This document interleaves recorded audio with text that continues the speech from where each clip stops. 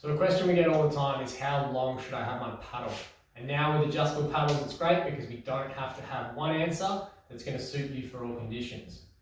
So what we're going to go through today is we're going to try to explain why changing your paddle length actually makes a difference, so you can have an informed decision on what paddle length you're going to use in what conditions. So it's really good to understand that as our paddle gets longer, we don't actually want our hands to get wider. We want to keep them in the same width from each other. What we're looking to do when we extend our paddle is get more shaft on the outside of our hand so that we can move the blade further away from our hand and increase leverage. So that is what's happening when you feel like it's harder to turn. It is harder to turn. We've made a bigger gear by increasing that leverage. Now, like we said, there's no right or wrong number. The bigger that gear, potentially the faster we can go. But if it gets too hard, we can no longer turn it and we go slower.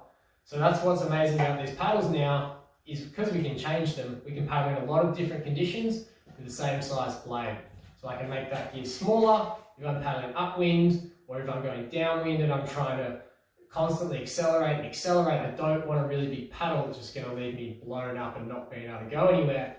Whereas if I'm in the flat, nice, calm water, I might extend my blade, look for a bigger gear where there's less resistance, so I'm stronger in comparison to the resistance and can move a little bit faster.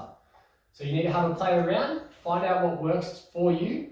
Just be careful, sometimes a really big gear does feel nice, but you're not going faster, and that is always what we're aiming for. So play around now that you know what you're actually doing.